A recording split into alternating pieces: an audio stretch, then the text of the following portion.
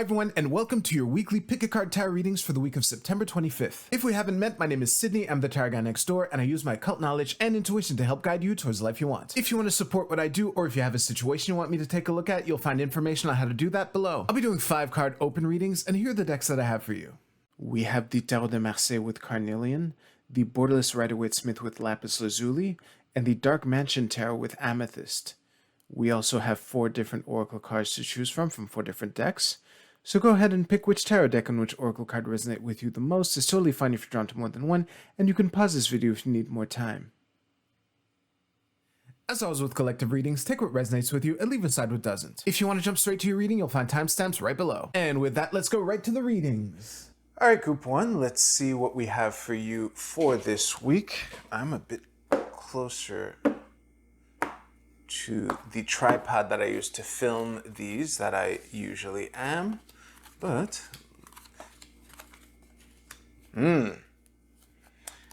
well, I'm getting strong interpersonal vibes, as I often do when a lot of people are depicted in the cards that are in the spread.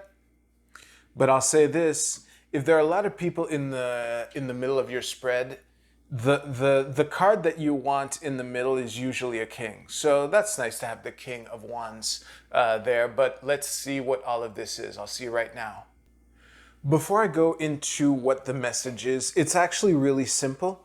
I just want to remind you, as always, we all have all 78 cards inside of us. Any court card can be any gender. Don't be too distracted by the gender that is depicted on the card. That being said, there are genders depicted on these cards, and I immediately noticed that the 2 men are facing this way and the 2 women are facing that way.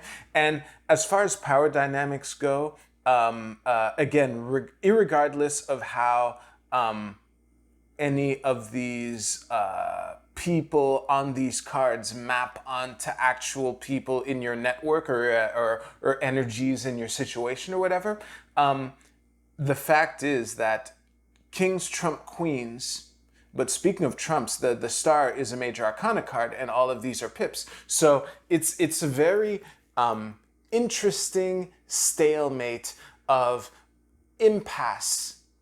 That was a bunch of random words. What I'm trying to say is there are a lot of an intricate power balance that is at play, and dynamics, and the potential conflicts that arise through situations like this. Like, the only cards that are pips that are in this whole reading, including the bottom of the deck, are swords. Swords is a very fast-moving thoughts and words type of thing. It is noteworthy that the queen here is of the same suit as these pips, but again, I don't think these particular details will matter for you for this week. I think that what will matter for you for this week, to drive this message home, is to remember what this is all about.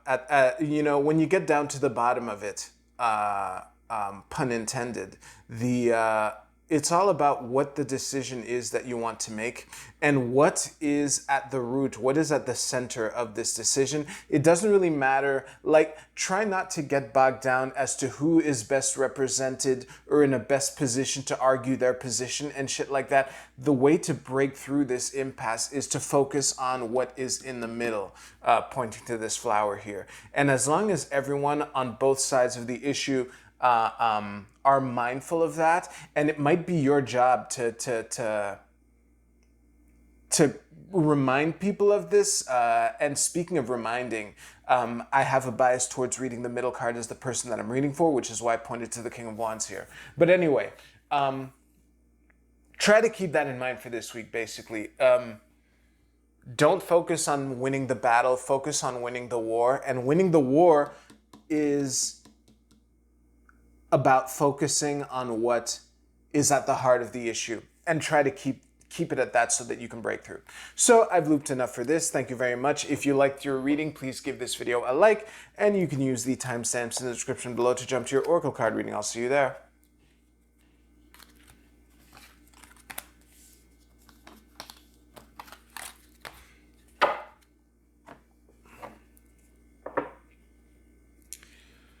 Group 2, let's see what we have for you for this week. And fun fact, I consider, for those of you who missed it, I consider this deck to be my main deck. I keep it in this box here.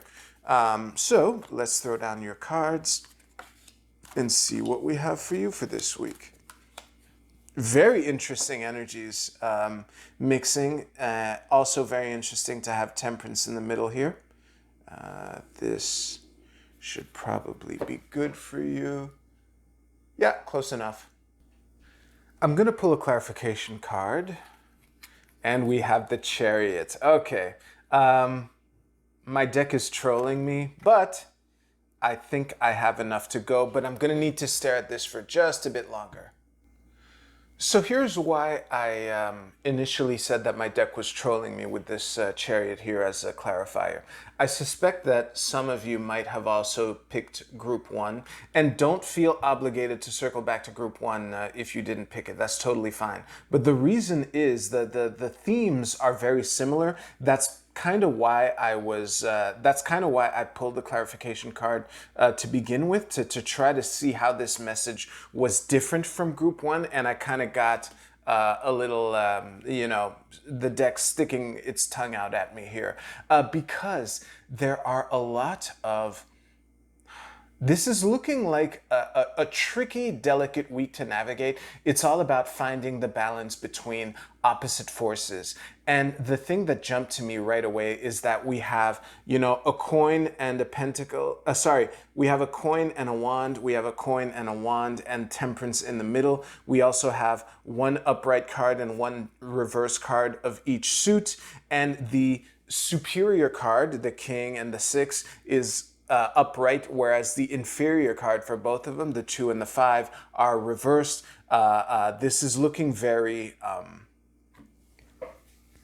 it's looking very finding a balance between different ways of viewing a situation and different ways of approaching it. And that is one of the themes of the Chariot. Which, represented by the black and white Sphinx here, which are kind of facing away. There's even doubt as to whether this Chariot can even move at all, that kind of shit.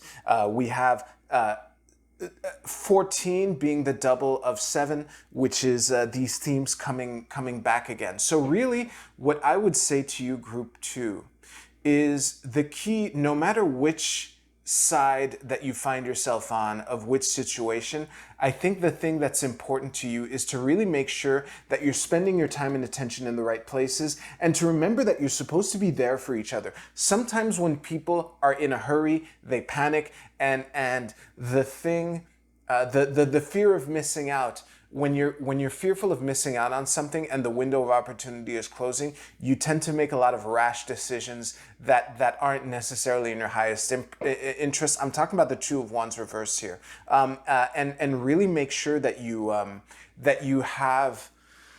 that you're coming from a place of abundance, and you're coming from a place of being in service from those who need you, because the paradise that y'all are looking for is achievable. It might not be achievable right now. It might not be the vision that you have, you might not be able to manifest it this week, but it doesn't mean that it's not possible to take major steps towards it. And as long as you keep the root of the matter, and to try to make sure that everyone has a seat at the table, despite some people might walk away from the table feeling disappointed, which is usually what happens when a decision is made. But as long as you remember to be there for one another, remember what this is all about, the vision that you want to manifest together, and just make sure that you're spending your time and energy in the right places, okay? So that is really what I have for you, Group 2. Thank you very much for watching. If you liked your reading, please give this video a like, and you can use the timestamps in the description below to jump to your Oracle card reading. I'll see you there.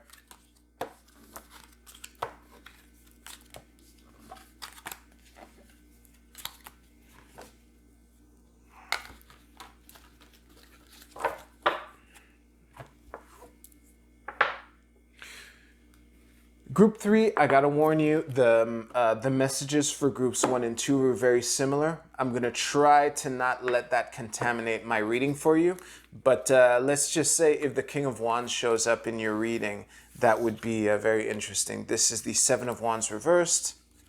This is the Two of Coins, the Queen of Wands reversed, the Eight of Wands reversed, and in the middle we have the Page of Coins reversed with the Queen of Coins at the bottom of the deck. The reason why I explicitly name each card is because sometimes I misidentify some of these. So the good news is the initial vibes are different from what I got for the other two, so don't worry about that part. Just wanted to be transparent. This is good for you. Group 3, it's funny. Your message isn't, like I said, I'm not getting similar vibes to the first two readings, but there is one theme that is here that has shown up for this entire video, really. So I have the feeling that this is going to be a tricky week for a lot of people. But moving on to your actual reading. The funny thing is, despite all of these cards, the majority of your cards are reversed, but despite that, I have the feeling that this is going to be a very quick moving week for you. And the fulcrum here is really this Eight of Wands reversed. Now, something I say about the Eight of Wands is whenever it comes up in reversed, whenever the Eight of Wands comes up in reverse, I often either read it as things slowing down or as things going so quickly that they're kind of shaking you and rattling you and knocking you off your A game. And given all the other cards that are in this reading, I'm interpreting it as the latter. So what I would invite you to do, Group 3, is if ever you feel exhilarated and overwhelmed this week, I think the key for you is to really focus on what can I do right now. And a trick that I picked up not that long ago is if ever you find yourself in decision overwhelm where like there are a million things that you could be doing like right now that would all be useful to do right now, a question to ask yourself is, what is the fastest thing I can do right now? And that will help distinguish the thing that you should do next. And sometimes it's funny because I've used this technique for a while now, and sometimes the fastest thing you could do is clear, but there's something else that you should be doing which is clearly more important to you right now than the actual fastest thing. But even then, identifying the fastest thing helps you identify what the most important thing was, so you can just do that. It's a trick that whenever I've used it, it's been a very high success rate as far as helping me find the clarity to do the next thing right now. And given these cards, I think that this could be a very useful technique for you to have in your back pocket this week, Group 3, because I have the feeling that the potential for overwhelm is strong for this week. So just remember to take things one at a time. You can only eat an elephant one bite at a time. Focus on the bite that's in front of you. If you have trouble choosing the bite that's in front of you, just remember what's the fastest thing you could do. And finding the answer to that question helps you eliminate things from the list of things you could do right now, so that you could actually start doing it and not just sit there frozen, paralyzed, by all the different options that are in front of you, which could help avoid the defensiveness that is alluded to by the Seven of Wands reversed, which I often read as defensiveness when it shows up in reverse. So yeah, just remember that you're creative and powerful and awesome, and as long as you picking the next thing to do is what can help you connect to your highest good. So just keep that in mind for this week, Group 3. So that is what I have for you. If you like the video, please give this video a like. And if you don't want to watch me pick up your reading, you can use the timestamps in the description below to jump ahead a couple seconds.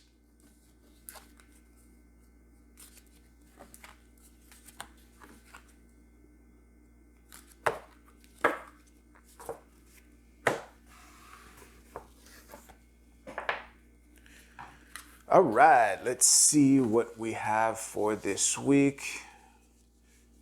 Just as this candle dies out, it's probably going to get zoomed out of the frame anyway. This should be good enough. Good. All right, Group A, your card is the third eye chakra. Very interesting. So the text under it reads, the frequency of the frequency of the third eye chakra, the indigo flower of life, supports our intuition and our inner knowing, our imagination and our psychic powers. So basically, this is a real plain and simple message for you, Group A. Trust your gut for this week. I think there are a lot of tricky energies for this week. Having done all three readings, I know that all three groups have something tricky to deal with this week. Just don't worry about the details. Just trust your gut if you were drawn to this card. Group B, your Egyptian god is Thoth, with a message of wholeness. I think the message for this is to keep the big picture in mind. Don't miss the forest for the trees. Keep the big vision. The wholeness here, and there are two ways to interpret wholeness. Obviously, I'm focusing on the wholeness of the dream or the vision that you're trying to manifest or the goals that you're trying to walk towards. But there's also being a whole person for you, you know? So that might involve things like taking a break and kicking back and watching, you know, an episode of your favorite Netflix show, maybe just one, maybe two. But if that is what you need, you know, if you're on the cusp of burning out, you need to be a whole person also in order to give all of yourself to the project that you're working on. And that was such a big mic drop. I'm going to end it there and move on to the next Group C. Do we finally have full moon in Aries? Drum roll. No. Bring love into the situation. New moon in Aquarius. Okay, well, given the three tarot readings that I gave, this is a very straightforward message. Remember that no matter what you're dealing with the person that's in front of you right now, if this is a person that is in your life, like in your network, just remember to be of service with that person and to really remember that whatever happens this week, it's 1 week among many other future weeks with this person. So try to keep that in mind, basically, to really keep your network and friendships and relationships, to give them all the love that you can this week, basically. Group D, your spirit animal is the canary spirit. Sing your own song. That is very interesting given the messages, the tarot messages that I got this week. So for some of you, this might be an invitation to just not let the drama that's happening around you get to you and to just do your own thing, because there's definitely some potential for drama for all three groups. But if you just focus on doing your own thing and focus on what you can control and accept the things that you can't change. Let's just do the serenity prayer. Lord, give me the serenity to accept the things I can't change, the courage to change the things I can, and the wisdom to know the difference. That is a real... because sometimes you think you're just singing your own song when you're actually neglecting something that you should be doing but don't want to. So that can help distinguish that, you know, the wisdom to know the difference. So that's something to keep in mind, Group D. And on that note, I'm going to end everything there. Thank you so much for watching. If you haven't done so yet and you like this video, please give this video a like. It really does help out the channel. And on that note, y'all have a great week. I'll see you soon.